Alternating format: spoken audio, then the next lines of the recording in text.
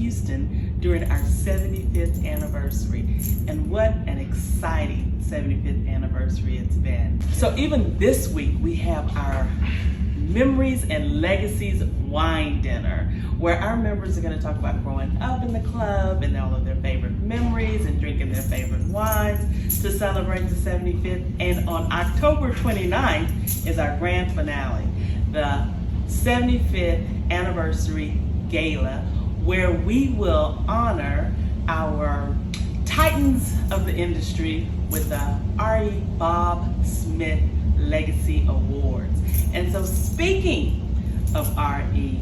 Bob Smith, I'm sitting here with our first club president, R.E. Bob Smith's grandson, great-grandson, yes, ma'am. Mason Hunt. And he is not only a member of the club, he is not only a successful new generation in the oil industry, but he is writing and memorializing his great-grandfather through history and through writing a book to keep R.E. Bob Smith's legacy alive. So we are so lucky to have him here, and you will see him. He's agreed to participate in our wine dinner and of course at the 75th anniversary gala as we give out the award, the R.E. Bob Smith Award. Yes, ma'am. So let's talk about R.E. Bob Smith. So, Mason, Yes, ma'am. start at the beginning. Sure. Yeah. Who and where did R.E. Bob Smith? Where did he come from? Yeah. Where did he was he? When I say he came from dirt, I actually mean he came from dirt. Like it really is the old saying, ashes to ashes. Mm-hmm, mm-hmm. So he was born in Greenville, Texas, in August 28th, 1894. Wow. And so, yeah, his dad he had the bug for gold at the time as well. Mm-hmm. In that period of time too, it was before Spindletop, so they're actually chasing gold.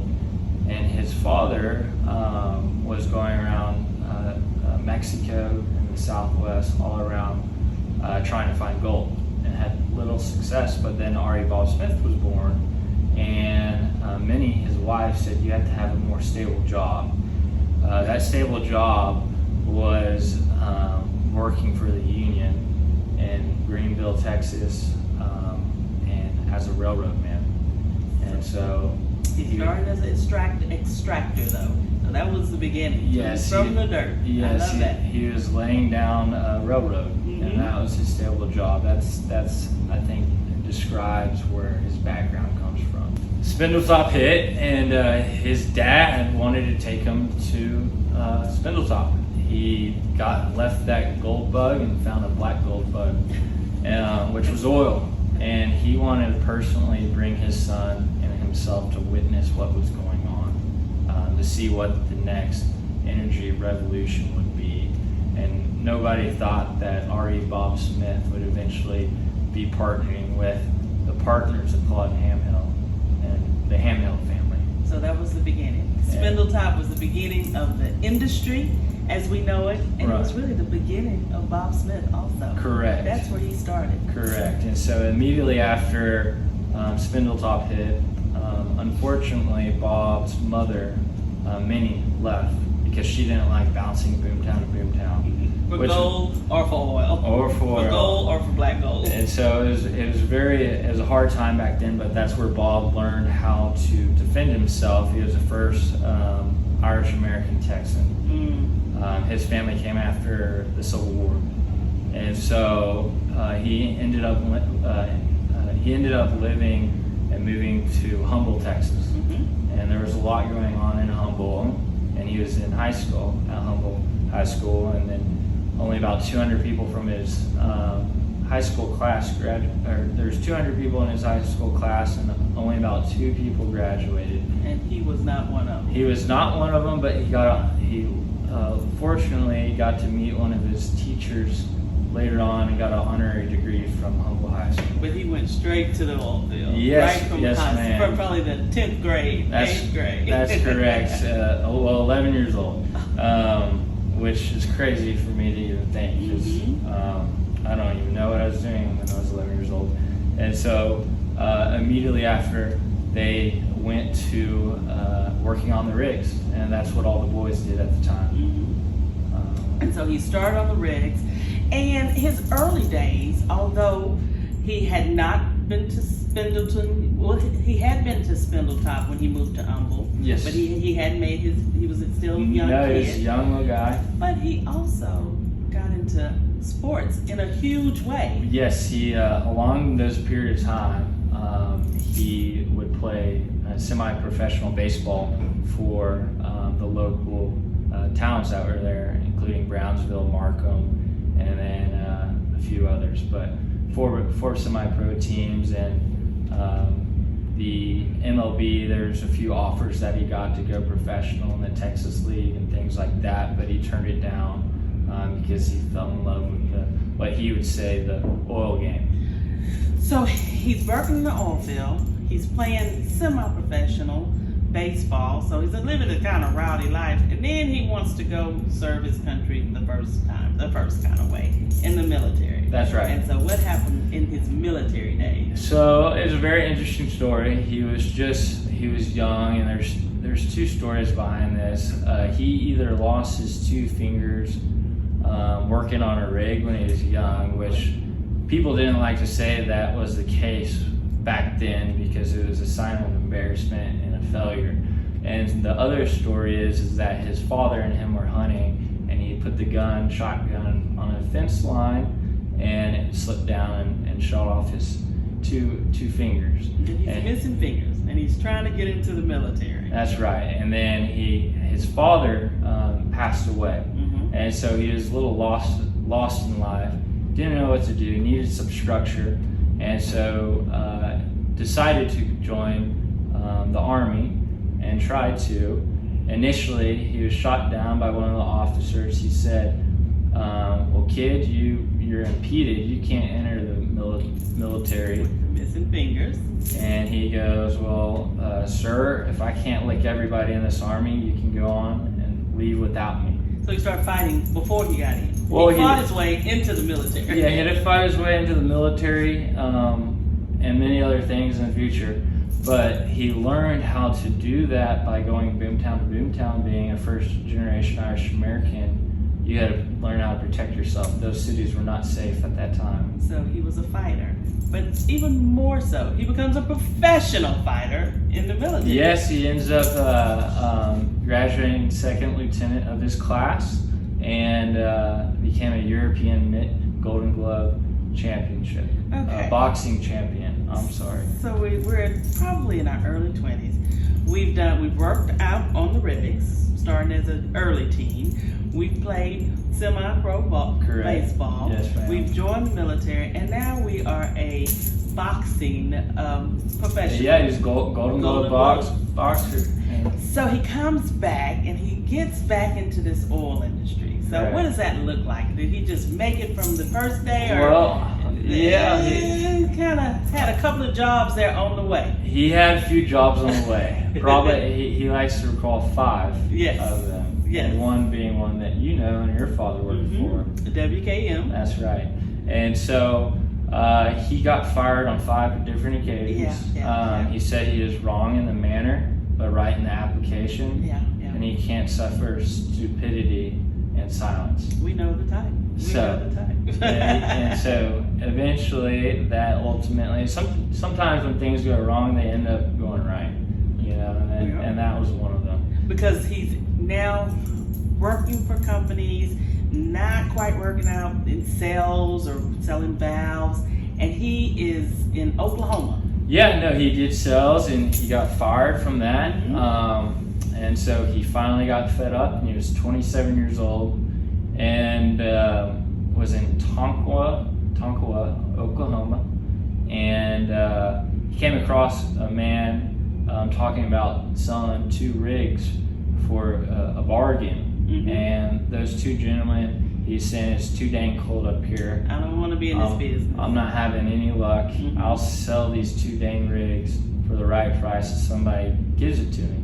And Bob had a whole bunch of money then? No, he had no money at all. And so buys rig. Yeah, so he went up to the gentleman, Mr. Graves at the time, who owned the rigs, he goes, "Sir, I'd like to take you up on that bargain. If you're serious about it, I heard you talking how cold it was, and I'd like to follow up with that."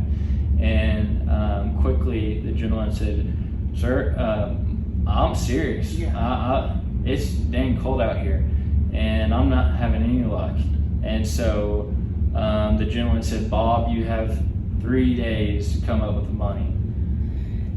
And it was like $25,000. $25,000. Back in the early 30s. Right, which is probably $2.5–3 million today. And so Mr. Graves telling him he has 3 days. Correct. And so Bob goes to the bank and has no collateral. Right. Well, Bob tried to go around other people, but he ended up going to the only bank in town, and eventually the gentleman was Mr. Starr, the local banker in Tonkawa, that a lot of the locals respected, and you could only get money from him if you had good self-integrity and your word was your bond and creed.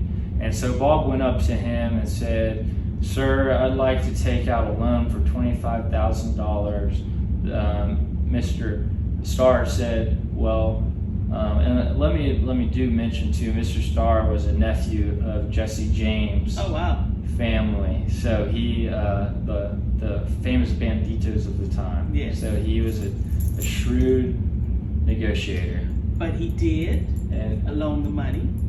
Bob did buy the rigs. Correct. And unlike Mr. Graves, who was not having such good luck, Right. much like many of the guys that are still members of the club today, Right. he found a lot of success with those rigs. Correct. He had to prove to Mr. Starr, he goes, "Well, son, why do you want a loan?" He goes, I got 2 rigs for a bargain, and I know I can find some oil."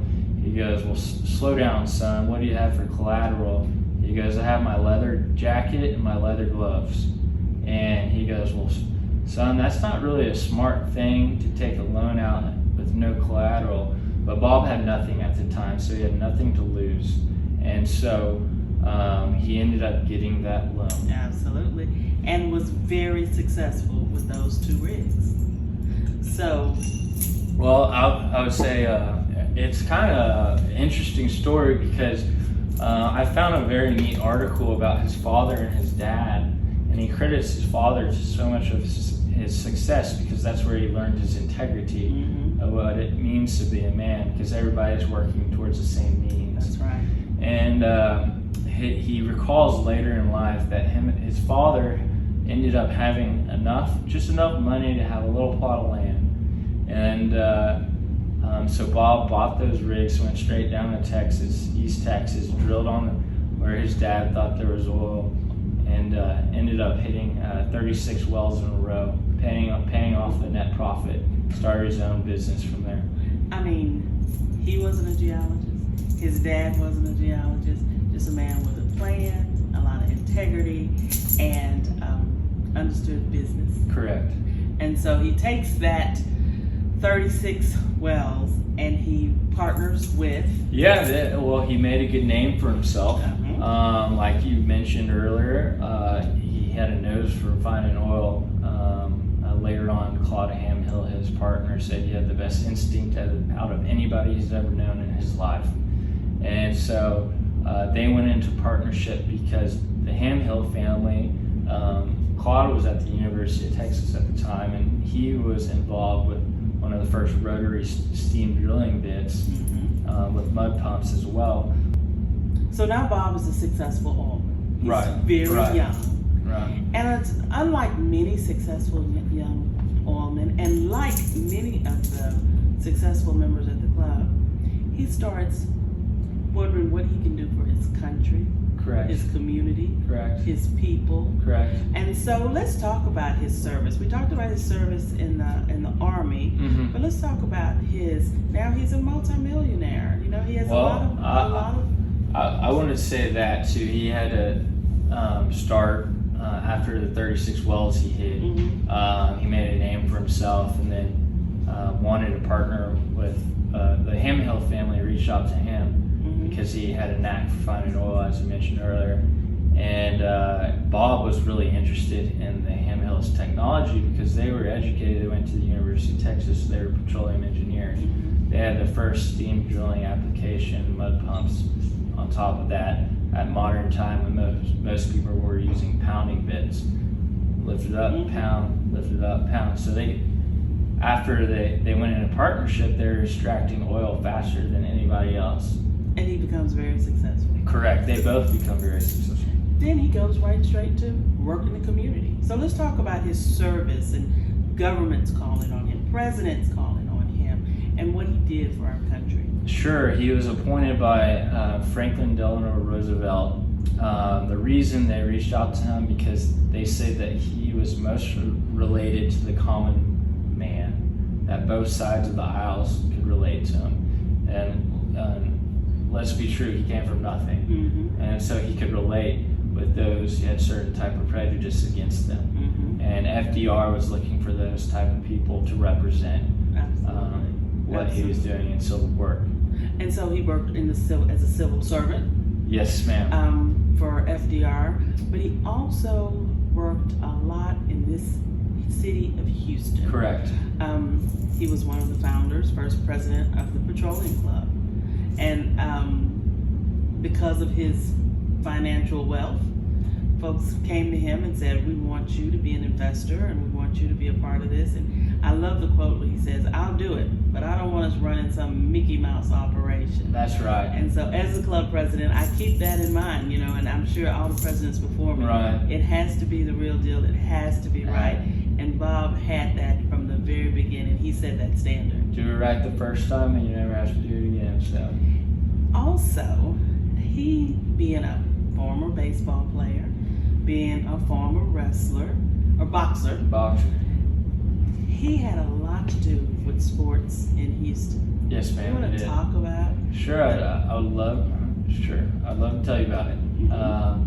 It all started when the Philadelphia Athletics came up. They were raising money for a ball club, and George Kirksey actually came up to Bob long before they started the Houston Sports Association, probably 15, 20 years. And Bob put $250 down and had a part ownership in the Philadelphia Athletics at the time. And so it was pretty cool to see that happen. But a few years passed by. Glenn McCarthy approaches Bob about building an indoor stadium for Rice and the University of Houston. And that was going well, but plans never fell. The plans fell through. Bob really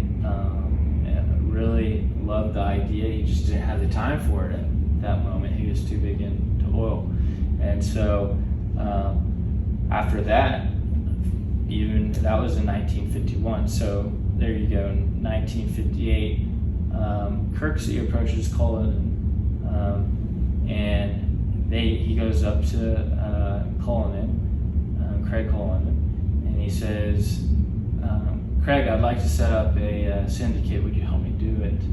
And since Bob actually knew Craig Cullinan's father, Craig Cullinan went up to Artie Bob Smith and said, hey, Artie Bob, would you be interested in getting a sports syndicate going to start the Houston Sports Association to get a ball club for the city of Houston, put Houston on the map, and not only Houston, but the state of Texas.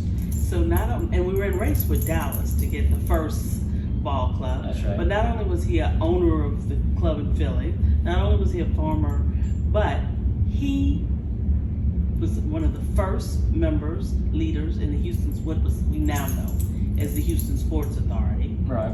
And had a big part of the Astrodome. Correct. And his big part was not the closed building, although he was planning that years before. His huge part was the land. Yes, it was he had to pay the Hilton estate $10,000 an acre for 500 acres. That was $5 million back then. That's equivalent to $50 million today. And so he went upon that, and then he donated $10 million back then to the MLB as well in the 40s and 50s and 60s in total. And the land that Astrodome was built upon Correct. was owned. And the access to freeways and building 610 loop was all because of R.E. Bob Smith. Right, they didn't have MLB, so you have 2 years to figure out where to put the land. They tried to put it in Memorial Park. Emma Hogg said, not over my... If you put 2 feet of ballpark in my park, I will take the park away. So they're frantically looking for... So they went to the outskirts of the city, which is now known as Kirby and 610. Right, that's right. And built this park. And it was only because, the only reason we have that park is because of R.E. Bob Smith. Yes, and he donated it back to the city. And he worked with the livestock show even back then. Right. And even back then the rodeo was a part of it. And then you have to give credit to all the 4 horsemen of the time, Craig Cullinan, George Kirksey, and Roy Hoffines, and R.E. Bob Smith. They all worked together. Bob did put up 2/3 of the capital to get that dome built, but he also, the people love him in Houston, and he said that if the bonds don't come through, I'll cover the rest. And on top of that, he guaranteed, he was the weight behind getting the Houston Sports Association to sign a 40-year lease at $750,000 back then, which is $7.5 million today, a year. So all of this is so impressive, Mason. But I'm gonna tell you, what brings tears to my eyes and brings me chills is the fact that he only loaned that money. He only put up that capital if the Houston Astrodome was going to be integrated. That's absolutely right. That is what makes Houston Houston. Correct. Because we started our sports association, our first big sports park, as an integrated park with African Americans. Correct. Even being a part of the groundbreaking. That's absolutely it. Quint Meese, gotta love him. But you gotta even rewind a little bit back into history to understand Bob's civil duties and wanting to be right towards everybody, with being chairman of the Human Relations Council by FDR, and the governor at the time. And he worked diligently to implement these actions. And on top of that, he would even step down from his role as a board member and appoint people of color to take his seat, which was not a popular decision at the time. No. And the fact that, I mean, he's huge in the Methodist church. He pushed back and said, if we can't sit next to each other, people of different colors, people of different culture, we aren't true Christians. That's absolutely so right. Just drawing his line in the sand, winning the Arrow Award for Mexico, the work he did with migrants. So, you know, we can talk about him being on Forbes' list with all of the big names we know around the country, the Rockefellers and all of them, and how he was also the Houston money man. We can talk about him being such a titan, him starting the club, him starting the Astrodome, but what he did for people, and what he did for this country, winning the international award. Aztec Eagle Award, only 3 Americans have ever won it. It says a lot. It says a lot of who he is. Absolutely. Now, behind every successful man. That's right. I haven't found one yet. Well, you need to find one. And Bob waited a while too, because he waited a while, and then he found your great grandmother, who was amazing. Right. And so let's talk about her and some of the things that she did. And Sure. what we knew. Well, I think they're such a complete match, but it took Bob five times before she said yes or no. See, you got to keep trying, Mason. And persistence is key, right? Vivian L. Smith, she was one of the few women who went to college at the time, especially a business school. She went to Sinclair College. She got her degree in finance and accounting. And they both worked at the First National Bank together. And her main role was in labor relations. And so she was always focused on, even at an early age, And she was young at the time, 28, my age, already working on labor relations, how to solve what the future will ultimately turn into, which around the 60s, we know all about that. We absolutely do. So as we wrap this up and we honor 7 men who their legacies align very closely with R.E. Bob Smith, their commitment to the Petroleum Club of Houston, the attributes that they brought not only to the club, but to the city and to the nation. I think it's important to know who Bob Smith was as we talk about those in his legacy who are still making it happen for the club. At one point, the club went through some challenging times, and Bob said, "I'll just write a check." Right. And what the members told him is it's all our responsibility. Right, correct. And these guys have stood in the gap. Right. They have donated time, their treasure, their talents to the club. And I really, really want to thank each and every one of the R.E. Bob Smith Legacy Award winners, because Mason, the story you just told us, Sure. we see in them. And even when we talk about making sure that the club is a place that's open for all, each and every one of them have embraced me as a female president, an African American president, and we know without a shadow of doubt that's what Bob Smith was Absolutely. about, and that's Correct. what he lived for. Correct. And even as this multi, very successful, very wealthy man, he thought of others, Correct. and he wanted to make sure that this world was a fair place. It should be fair, and it always should remain So, that way. tell me your favorite R.E. Bob Smith quote. And he has so many of them. I have Yeah. 10 probably myself. A face-to-face relationship can do more to solve racial prejudice and individual animosity than any government agency ever conceived. I love it. I love it. And a face-to-face attendance at the 29th annual gala will make our gala even that more special as we celebrate those who we're celebrating his legacy. That's right. Thank you so much, Thank Mason, you, Paula. It's for been your such a time. pleasure. Thank you for the opportunity. And there's so many others to thank. And thank you again just for everything you've done for me. I appreciate it. Have a good one. Yes, ma'am. Thank you.